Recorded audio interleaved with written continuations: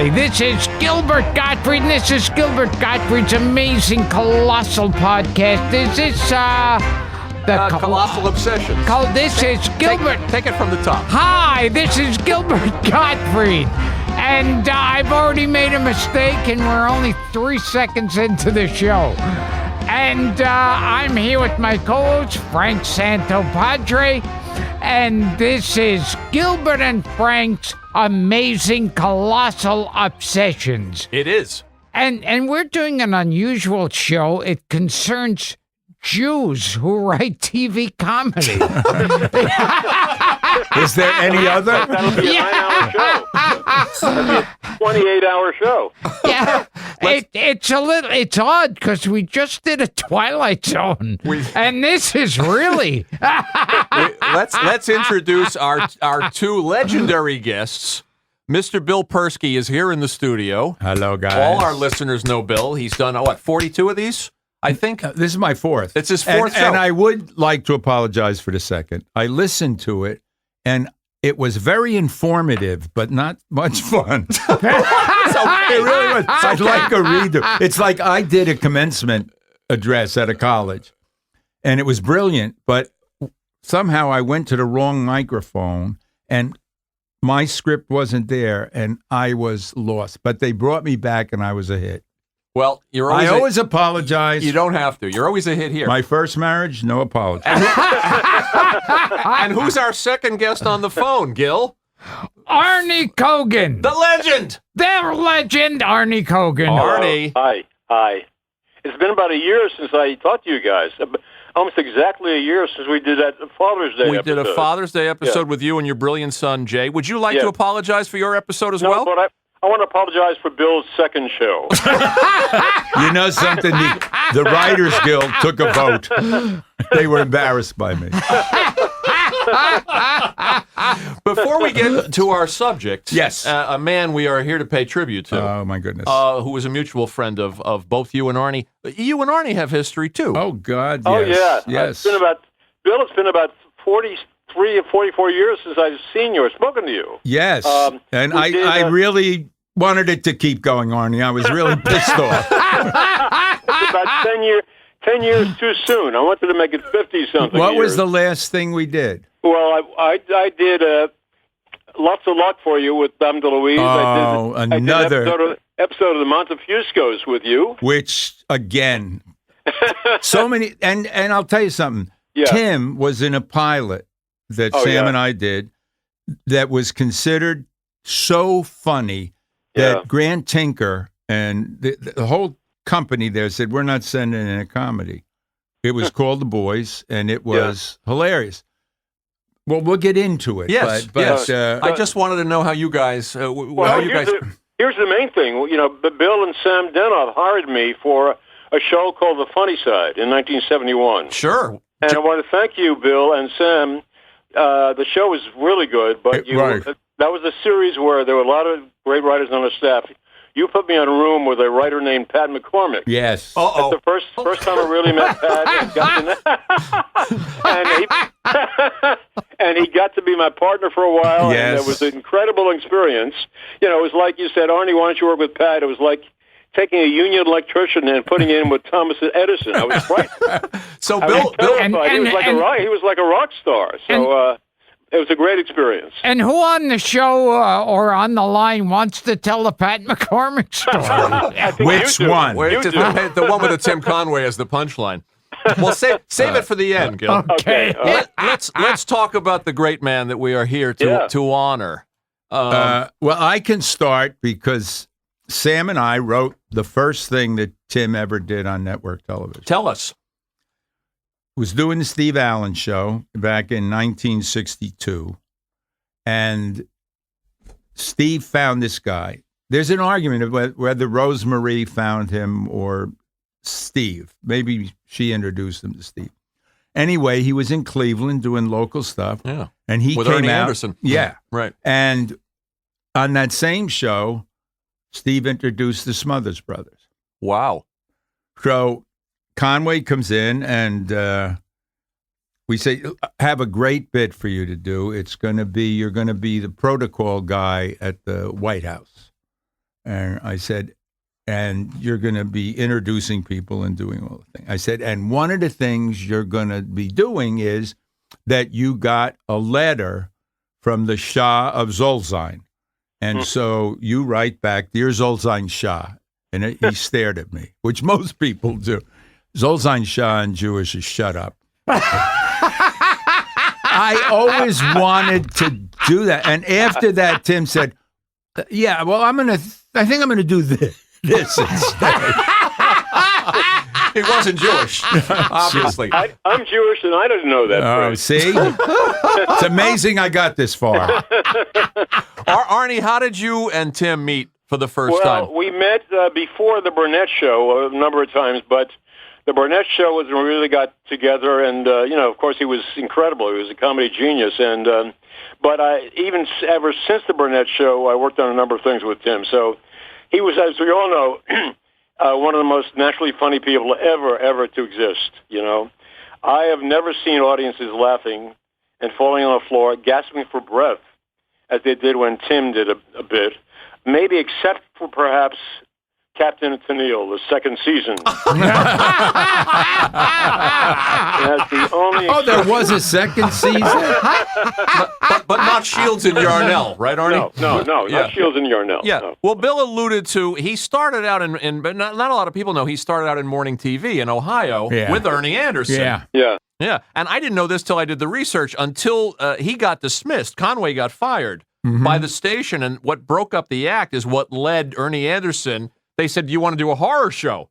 And that's how he became Ghoulardi. Oh, really? So Tim inadvertently had a role in that. In one of Ernie Anderson's, probably his most iconic character. But somehow he got to the Steve Allen Show, and that's a little shrouded in mystery, as you say. Yeah, well, the thing about the Steve Allen Show, it's Sam and I, it's our first job, 61. Had a 3-week guarantee, $500 a piece. Had to move to California or not. And, I had a job we were working at WNEW Radio, not for a lot of money. Good Morning World. Yeah. That's right. Yeah. That's right. And we said, if this is the chance. Did I tell you about the 10 pounds of material that got that job? Yeah, you have. Okay. Yeah. Thank God. Well, Yeah. I'm losing a little. I don't think that's true. I didn't listen to my last episode. Anyway. I heard 8 pounds of material. But, well, it lost some in quibble. transit. Anyway, the show, we were going to be picked up for 3 weeks, and another 3 weeks, and another 3 weeks. And we were hanging by a thread. And then we came up with a joke in the third week that Steve loved so much that he picked us up for the whole season. And they got canceled the next week. We got but you did 26 weeks. You did meet Conway. Absolutely. And then he got us a McHale's Navy. I was going to say, he was instrumental in getting you and Sam that McHale's Navy Which, script. incidentally, letter for Fuji. Remember the show? There was that Japanese prisoner that they had, and he was very homesick. He doesn't. They decided that he had to write a letter to his mother, but they had to mail it from a Japanese camp. Like life, we always dealt with real life. Anyway, apropos of that, 3 weeks ago, I got a check for 33 cents. You're still getting McHale's Navy residual checks. But it's always hard because I have to split with my first wife. And 33 cents is hard. I always give her the extra pennies. Not worth the aggravation. I've never seen McHale's Navy. I got to start watching. I've never really seen McHale's Navy. Oh, God. It was hysterically now you have funny. a reason. Who played the Japanese prisoner? I don't know. Not Jack Sue. No. What was the joke that got you hired again on the Steve Allen Show? The great joke. Well, there was a show called Ben Casey about and Dr. Zorba. Well, who played? Sam Jaffe. Yeah. Right. He was also Gunga Din in a diaper. He was. Yeah. He didn't wear a diaper. Most famously. He was the head of the hospital. And the High Lama he was in Lost Horizon. Yes. And whatever happened to him? He's gone. Anyway, the start of the Ben Casey show was there was a blackboard, and Dr. Zorba would come out with a pointer, and there would be I remember. Wait. Wait, birth, death. I think is it birth, death, infinity, or the Man, woman, birth, death, infinity. And then the show we go. So we did a sketch about that, and a great comic by the name of Joey Foreman. I don't know. Yeah. I mean, one of the comes up all the time. Great mimic. And he played Dr. Zorba, and Steve was Ben Casey. And anyway, so he did, this is the sign for man, this is the sign for woman, this is birth, this is death, this is infinity, and this is a pussycat. And there was a little chalk figure of a pussy. Steve, at the reading, started to laugh, and he couldn't breathe. And then he said, "You're picked up for the season." Nice. Wow. Right there. Wow. Nice. Now, here's something to ask both of you. Were Tim Conway and Harvey Korman friends off stage? They were not tremendously close, but they were close enough, and they were from. Tim was the when Harvey died about 5-6 years ago. Tim was the sort of the master of ceremonies at his memorial at a place out in Pacific Palisades. So they were friendly, yes. But I would say this about Tim, and I think you'll agree, Barney. Yeah.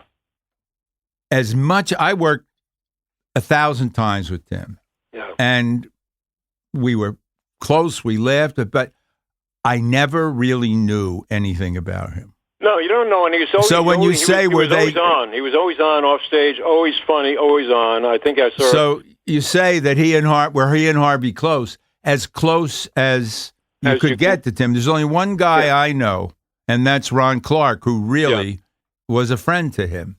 Yeah, he Ron didn't was let very you. close. He didn't let you in. You know. Arnie, you're saying the same thing that Bill is saying, right? He was sort of he was that something to do with being a Midwesterner? You think? What, the being funny? Or just being. No, that was not, him, and that was really him. Tim. He was just funny, and Clark did a beautiful job at the memorial for Conway about 3 weeks ago. There were 4 speakers. Newhart was one of them. Ron Clark was another one. Ron was brilliant. He just covered a lot of stuff about Tim. Because he knew more about. He knew what Tim really felt. I think. Yeah, He was the only one. Yeah. Well, he was speaking of McHale's Navy. I mean, he was friends with Borgnine too for life. Yeah. But I'm not sure he got to know him any better. But even that. Yeah. I mean, I know Tim for 30, 40 years. I've written hundreds of things for him. And were we friends? Yeah. But were we friends? No. Yeah. Fascinating. And That's how I feel about Gilbert. Yeah, it's that way with me and my wife. Same kind of thing. The same. Doesn't really know me. It's funny how they teamed up Conway and Borgnine for SpongeBob. Yeah. They got to do that late in life. Arnie, what's the first thing you wrote for him? Do you have a vivid memory of it? I think it was on the Burnett show. I just did a whole bunch of stuff. He became a regular after a few years, but he was on the show before that. It may have been the fireman sketch, when the world's oldest fireman. Classic. And it's almost 70% Tim. You just write old fireman, but I wrote the sketch and it was very, very funny. And just writing the direction, Tim as the old fireman tries to break through the window. And he took about 20 minutes to break through a window as the old man. He had the axe and he slowly broke through, and it was hysterical to see his hand moving. And Harvey was there as a rich man saying, "Oh, my paintings, my scarves, you got to save me." And that was basically the sketch. But they ended up doing mouth-to-mouth resuscitation at the very end. That's a great one. And it was very funny. So it's that one may for have the been ages. the first thing. Yeah.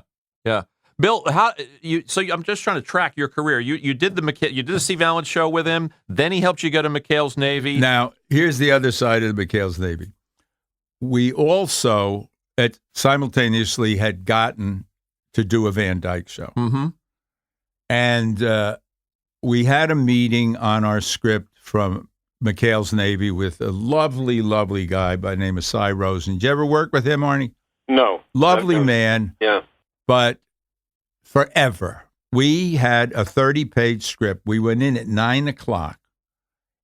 We finished at 4. 30 pages.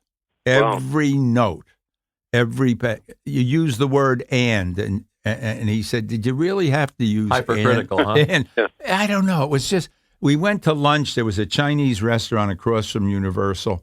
And I said, we got to go home. I'm going back. Well, maybe we can get the jobs back because we can't do this. Because it was very hard to go. I don't know about you, Arn. Very hard to go from variety to situation comedy. It's a change. They won't let you in. It's like it's hard to go from the television or the movies to the theater, or it used to be. But you did it, and when you guys got on the Van Dyke show, you and Sam, Tim was still in your orbit. Yes, but the same day when we got back to our office from Cy Rosen, we had an office at the end of a hall. It was too small. I had to sit in the hall and Sam type. We got a call from Carl. Sam picked it up, and he just said, "It's Carl." And I'm in the hall, and he said, "Well, yeah, when? Oh, yeah, what? Wow." And I said, "What?" He said, "Carl loved it. We can write as many as we want, and he's going to give us an office." That was in the same day. Great day. Yeah. So we never went back to that Chinese restaurant. It was bad luck. So when did you hook up with Tim again? Let's see, a number of times. I think the first real thing was when I did Roll, Freddie, Roll, which was a movie TV of movie, the week. Yeah, it's great. And I think this says a lot about Tim. It was a movie about a guy who, through a series of events, ends up on roller skates to impress his kid. He's going for the world record of being on roller skates. So for a whole week of his life, he's on roller skates. Tim, he got into stuff. There was a thing that lasted for 20 minutes that we had to cut down of him trying to open a heavy glass door. Everything. Then he jumped off a curb and got caught in a sewer. He played tennis, everything. At the end, there was a sequence where the press was coming to, he had broken the record, and people were closing in on him, and he backed up and he started to go down a hill. Yeah, it's on YouTube. I watched it today. Yeah. So we went downtown. There was one thing in it where he actually rode up on the back of a moving motorcycle and grabbed the guy. Another thing where he was going down a hilly street and he was out of control, and there was a guy with a push broom. He grabbed it, hooked it around a light pole, and went across the street. Then there was a sequence of him supposed to go down this hill, and the stunt man wouldn't do it. And Tim said, "I'll do it." Wow. Literally, there was smoke coming out of the thing. Now we get in the car to go home, and we're sitting and having a beer. And I said, "Timmy, I got to be honest with you. Until today, I didn't know if I could shoot a stunt sequence." He said, "That's nothing. I didn't know if I could roller skate." Oh, he didn't take any roller skating lessons or training? Whatever. He just did. Well, he was he was going to be a jockey. Yeah, I know he loved the horses. Yeah, well, he used to be an exercise boy. Yeah. He's an incredible physical comedian. We talked about it at the memorial. He could roll down a stairway funnier than anybody ever rolls down a stairway. And then he also rolled up a stairway. He rolled up a stairway. He rolled up a stairway. You're watching Roll, Freddie, Roll today on YouTube. You're looking at a guy, and I'm thinking this guy could have been a silent film comedian. Absolutely. He has some Keaton chops. They talked about that also. The Keaton, Chaplin, and Conway. And Ron Clark mentioned that if Tim had lived 30 years earlier, he would have been one of them. Maybe he would have been the best of the three. He was incredible with physical stuff, So when you wrote something for him, Marnie, when you wrote something like the Fireman sketch, did you just write sort of Tim physical business goes here and leave? No, I wrote the directions like he tries to break through a window or he gives mouth-to-mouth resuscitation.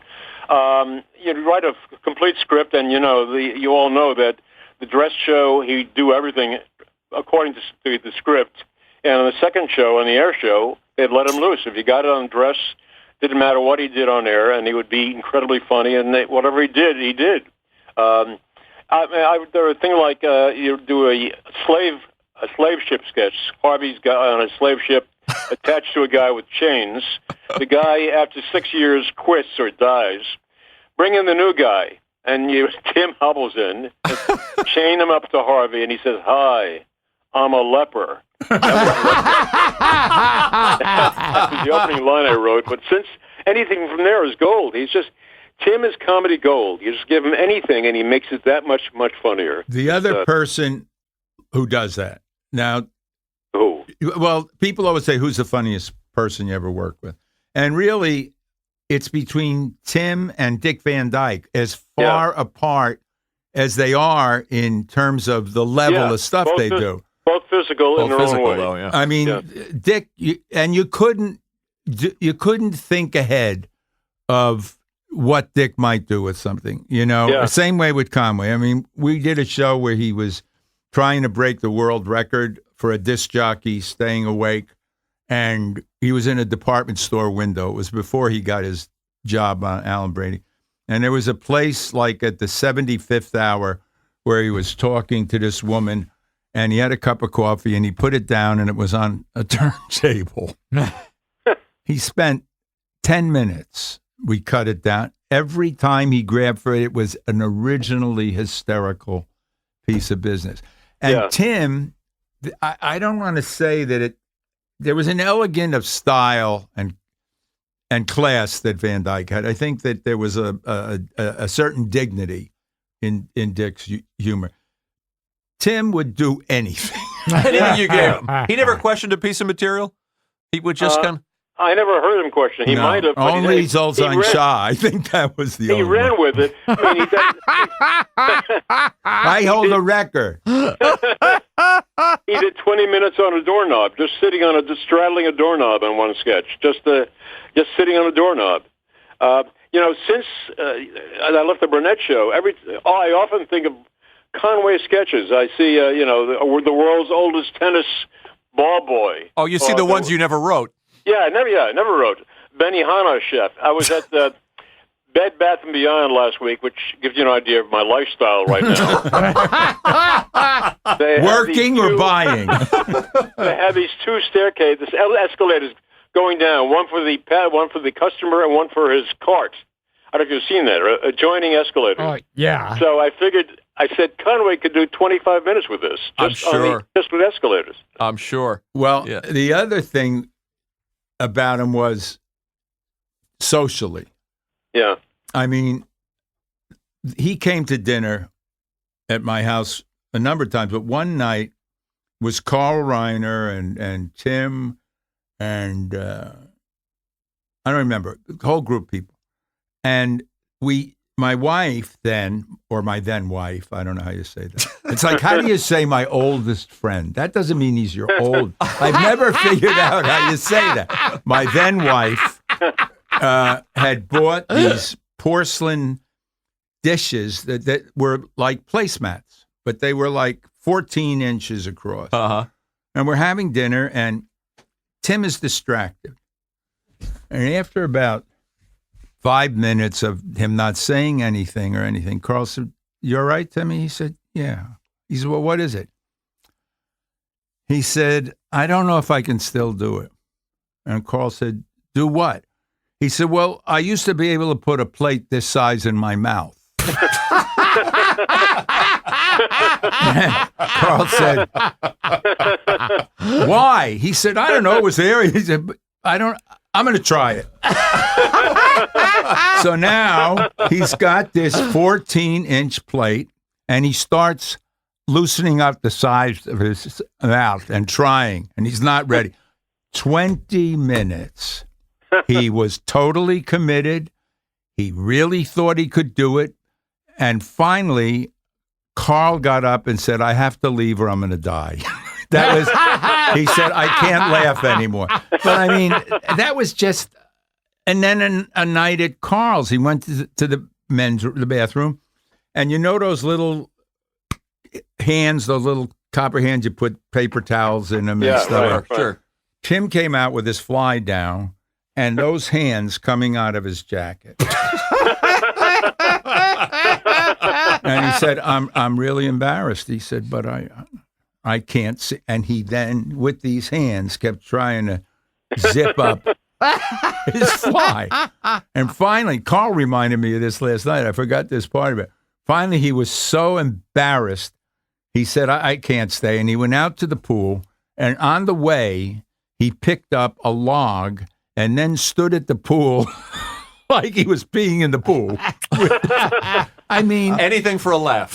yeah, but I mean, I don't think he ever planned anything. Do you, Arn? I mean, it just happened. Yeah, no, it's very natural for him. It's just very natural. You know, after the Burnett show, the thing I may have mentioned to you guys that there was a show called Ace Crawford, Private Eye. Oh, sure. Yeah, in 83. 4 episodes. Yeah, early 80s. And Ron Clark was running the show, I think, and Rudy DeLuca was there, and Ron Friedman. Oh, yeah, we just had Ron on this week. Was Bobrick on that? Bobrick, no, it was the four of us. And so we each did an episode, and it was a bumbling Private Eye. My episode involved him getting involved in a murder at a dry cleaner's. So I went to the Encino Dry Cleaners to do research, to check out the dry cleaning. I knew the owner. And I went there, and I said, is the owner there? And the lady behind the counter said, no. The young lady, I said, no. I said, well, I'm doing a sketch about dry cleaning. I want to check the back. She said, I'm not going to let you go back there. I said, why not? She said, I'm doing a screenplay about dry cleaning. I can't let anyone Welcome to Los Angeles. Everybody else really is doing a script. She was doing a dry cleaning screenplay. Did you experience Tim doing that kind of weird business like Bill's talking about off camera? We had an anniversary party about 10 years ago, big party at a hotel. Conway was there, other people were there. We had a piano player sitting there playing standard tunes. Tim got up, sat on top of the piano player's lap, and played about 5 minutes of music on his lap. Hilarious. Carl said, "I'll have a." He wanted to do this with us. Oh yeah, we were going to just tell our listeners we were going to have Carl Reiner on. So I talked to him last night. He said, "But I'll tell you a Conway story." Yeah. He said he was at a dinner party somewhere, and Tim was very late, and he came in and he said, "Really, I'm so sorry, I'm late. I hate being late." He said, "But the freeway was so crowded. I mean, the cars were barely moving. I couldn't imagine what it was." And finally, I got there, and there was this horrible accident, and it was my wife was in the car, and there were a lot of attendants around her. I figured, well, she was okay. I had to get here, but it made me late. Dark. Artie, this is something that always intrigued me, was how many series flops, and he had a great self-deprecating sense of humor about it. Yeah. Like after McHale's Navy, I mean, who remembers Rango? Oh God, yes. In '67, and then he did the Tim Conway show with Joe Flynn. I guess they tried to recreate that magic. Well, he had a license plate that said 13 weeks. He had a personalized plate. At that time, that was a horrible thing. And now, but I don't think he ever reached 13 weeks. Yeah, he just had 13 weeks. He was hoping for 13 weeks. Yeah. What was the Tim Conway show with Joe Flynn? They ran an airline. They ran a cheapo airline. I'm not sure. It may have been. I'm not sure what it was. And Harvey Bullock created Rango, who I think is a guy you must have worked with. Yeah, I worked with him. Both of Bullock, you. and he had a partner, Harvey Bullock, and something else. I forgot who the other guy was. I forgot, too. I forgot the other guy.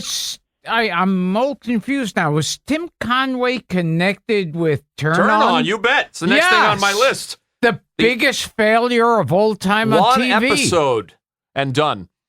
Yeah. Connected with what show? Turn On. George Schlotter's Turn On. Really? I didn't know that. Yeah. I never knew that. It didn't last an entire episode. Yeah. What was it? What did it was do? George Schlatter. George Schlotter's follow-up to Laugh-In. And in a commercial break, they canceled it, and it just didn't come back. Well, Schlatter told us they canceled it before it went across the country. Before it moved from the New York time slot to the West Coast time slot, it was canceled somewhere over St. Louis. Yeah, it was not good. Chuck McCann was in it. But I think it was in color, so we're okay. It was in color. So yeah, for a talented guy, I mean, after McHale's Navy, he had a hard time latching on to something successful. It's also hard to be a star. He was an incredible second banana, brilliantly funny. But if you star in your own show, it's a different kind of thing. Yeah, absolutely, he had to be less funny to be the star of his own show, and he couldn't be less funny. The biggest heartbreak that he says, because when I would call him occasionally, we talk. He said, "I still can't believe the boys." You, Tim, and Herb Edelman. Yeah, Sammy, and Sam. it was about us, about comedy writers, and in comedy, writers, whether they were 90 or 12, they were called the boys. Send in the boys. Send in the boys. To the point where there was a time when one of the guys was sick and his partner went to have the meeting, and the producer said, "Boys." I mean, it was like, that's who you were. So we wrote this thing. And did you ever see it, Arn? I never saw it, no. It was supposed to be him and Harvey, but Harvey. I have a DVD of it in my house, so I'll send it to you. Is it? Okay, is it you not? gave it to me. Is it not? It should have stuck. The wedding scene at Hilarious. the end Yeah. is. He steals it. Oh my God! It was people literally. The whole MTM group saw the pilot and they said, "Well, why send anything in to compete And with that this?" was a disappointment for him. It broke his heart. It broke Yeah. mine too. I mean, we just had so much fun doing it, and we never could figure out why. And 5 years ago, I mean, this is 20, 30 years afterwards, I get a call from a guy whose name I'll leave out, but he was drunk. And he said, "I've been walking around with this guilt for all these years." Really? He said, "I was in the research department with another guy I won't mention. And he said he lied about the research because he hated you and Sam." Really? Yeah. Wow. Oh, Jesus. He lied about the research. He said people loved it, but he couldn't stand the thought that you guys would have Wow. that show. That's horrible. I'm going to look him up and sue him. The guilt led to his drinking? No. Yeah, Oh, the other guy. the assistant I was see. drinking. I Yeah. see. You know, Arnie, it's interesting, too, because people think of him as always having been on the Burnett Show, but that wasn't the case. He was not, no. I came in 72. He came in like 74, but he had been doing the show for a few years. People also, even as physical as he was, he had incredible timing verbally also. If you watch those Tudball and Mrs. Wiggins sketches, Great. Mr. Tudball, he waits for just the right second before speaking. He lets her speak, and then he waits for the exact right moment. He was incredible at his timing. What's the most interesting conversation you had with him? Not serious. I don't know. There is none. I don't. And No, we not- were not- friends. I mean, I met him. I worked on the Mark Twain Prize with Oh, him, yeah? and I dropped your name, and he was a little bit. there's like a wall there. Yeah, but willing to perform for a stranger. Oh, God, yeah. willing to entertain me within 5 minutes of But meeting that's me. all. But that's all he was Yeah. able to do in terms of having contact with you. You know, Which Mark Twain show? I was that? worked on the Carol Burnett, Mark Twain. I was one of the okay. writers on that show, and I didn't know you yet, Arnie, but I knew Bill, Yeah. and I certainly dropped Bill's name, and he we'll was go very, back now and drop Arnie's. How dare you. He was very warm and gracious, Yeah, nice but guy. even Very in rehearsals, pleasant. and we spent a fair amount of time together. But it was tough to sort of break through anything. He seemed Yeah, perfectly pleasant and sweet. I spent Yeah. 5 days with him in Vegas working on an act, and we had great. I can't remember a thing other than what we did. Yeah. The writing. Yeah.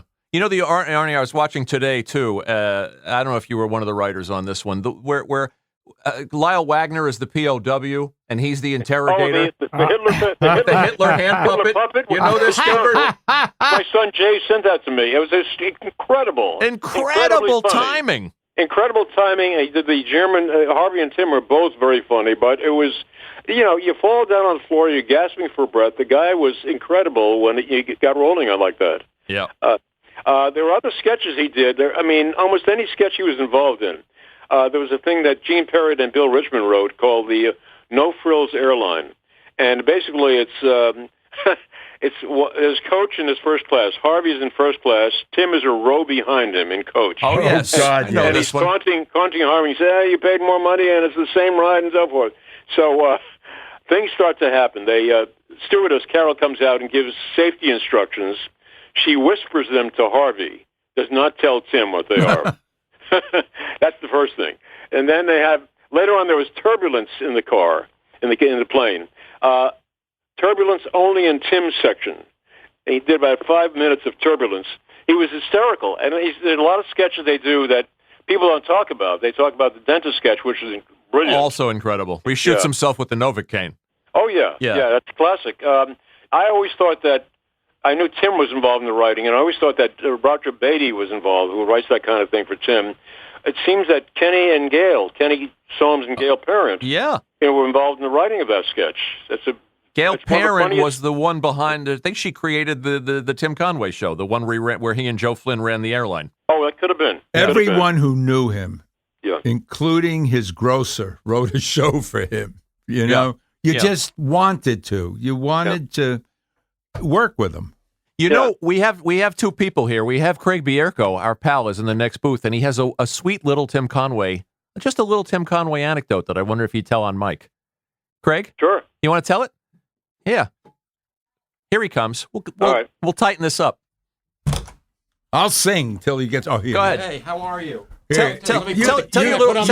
I'll put the cans on. Use my mic. Tell your little Tim Conway story, Craig, because it's sweet. Oh, okay. Yeah. Is it? Yeah. Go ahead. I was kidding. I don't have a Tim Conway story. The first thing is, it's one of my earliest memories was watching the Carol Burnett show. If I got to go to my grandmother, my Nana Stephanie's house, and stay up late to watch Carol Burnett. Test. That was a big deal. And the only thing that was slightly funnier was that when he came out and did the old man walk, was my grandmother's laugh, which it was, she couldn't breathe. She would repeat anything he said and then get the honk. And if you got the honk, that was big. And the only people who ever made her honk was it was Tim Conway doing the old man and Carol O'Connor calling Meathead a Pollock. She loved it. Polish. Yeah. But the story that I had was, and this just made me fall in love with him even more because I thought this was so kind. I came across. Sometimes if I'm having a tough day, there are a couple of go-to people, you know. And he's one of them. I'll just have to watch something on him. He cheers me up immediately. And I came across that tape of him when they're announcing the nominees for the Emmy Awards. Oh, sure. And they say the nominees are Tim Conway. He gets up and just starts walking to the stage. And it brings it was the bravest, purest. That would be edgy today, and I saw that and I just thought, God, that's incredible. And I just found him on Twitter and I just said, "You are my president," and he wrote me right back on Twitter and he said, "I'm going to speak to President Nielsen, who I did a movie with where he played the president. I'm going to speak to President Nielsen, and if he's okay with it, I want you to be my running mate." And it wasn't much of a premise, but we kept it going for a while, and I got to jam with Tim Conway. That's nice. I think I could have told it better, but it was really great nice to visit with you guys. You were staring at me like, who? You don't know who I... No. You took my microphone. You were a stranger, and he responded to you. And isn't that amazing? Yeah. I heard that he's always been that kind, and I've never heard a bad story about him. We never have either. Yeah. Thank you for letting me come in. And there's a dinner, right? Thanks. Okay, great. That was sweet, Craig. Food, right? Thanks, Could you Craig. wrap it up and get out of here now? I thought it was worth people hearing it. Okay. You knew my son, or you know my son Jay. I do know him. I've known him for a long time. He's always been very kind to me. I'm so sick of hearing about your grandson. Oh, It's endless. All the stuff he does, yeah. Oh no! But my God, I've been sitting there. You are absolutely hilarious. I hope I get to meet you one day. He's very talented. My grandson's very talented, mostly music, but also comedy. So yes, a lot of stuff. What happened with Jay? I guess it skips a generation. No, Jay. I mean, he's a hilarious, and he's always been very supportive of me. He's a great kid. Yeah, he's a great kid. It's a pleasure to you were talking about the Emmy Awards. One year, I think it was 1974, Harvey and Tim were both nominated for Best Supporting Actor. Oh, yeah. And Harvey won. He got up on stage. Right. Tim got up on stage right next to him. As Harvey made his speech, Tim just stood there next to him on stage. Oh, my God. Fantastic. You know, it was a nice tribute, Arnie. I saw that the city of Arcadia just celebrated Tim Conway Day, and they named a race after him because I know he hung out at the racetrack. Yeah, I didn't know that. They named a race after him at Santa Anita, the Tim Conway Dorf Half Cup. Dorf, They shot a horse in his honor. It's not going well in Santa Anita these days. I thought this was sweet too, Bill. I read an interview with Charlene, with his widow, of 35 years. Yeah. And she said that he was such a humble person that he was shocked and surprised when other celebrities were familiar with him. Absolutely. Familiar with his work, which is stunning to me. Yeah. I think it's because his father never recognized it. His father was a big element in his life. Yeah. And I don't know the whole relationship, but I know that he was very out to impress his dad with what he did. Oh, really? Yeah. And did he ever have that moment? I mean, I don't know. I don't know. He's from Chagrin Falls, Ohio, which is part of Cleveland, I think. I'm not sure. Absolutely. But I think he got his comedy chops. He grew up on the Lower East Side of Chagrin Falls. That comedy section, that small comedy section, where all the the comedians Chagrinish grew up. people live. That's very Chagrinish. I'm so glad you guys got to work with him and got to experience one of the great comics, actors of the century. I didn't know that Roll Freddie Roll, I could get it on. It's on YouTube, so you're not going to get one of those little residual checks. That's all right. For it. That's okay. Yeah. But my copy I gave to my grandchildren, and they lost it, so I thought, oh, God, I will tell our listeners, go to YouTube, find Roll Freddie Roll, which is a TV movie that Bill directed that's very funny. It also has Jan Murray in it, which is an extra bonus. Yeah. The boys. I love the boys. And the boys. If anybody can find the boys. Boys. Maybe we can make special arrangements. Jan Murray was the funniest guy at a party, not on TV and not on stage, but at a party, if that matters. If it means anything. If there are 40 guys at a party, and Sid Caesar and Milton Berle and Jan Murray was the funniest man there. It means a lot.